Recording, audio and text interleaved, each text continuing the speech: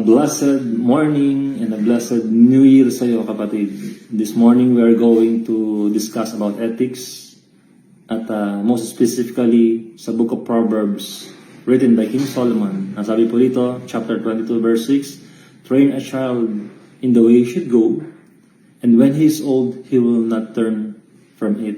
Habang bata pa raw po ang ating mga anak or this generation, turuan po natin sila.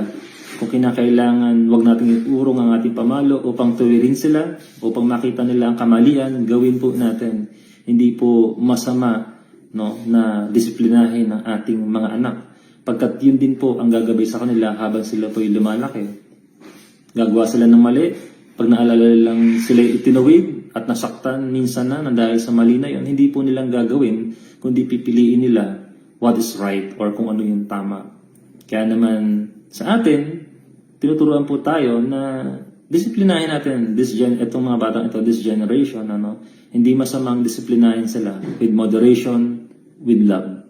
Let us pray. Father God, we thank you for this wonderful insights and truth about ethics. Lord, may you continue to bless us, give us illumination, wisdom, and understanding for us to be a better person and to be a better Christian.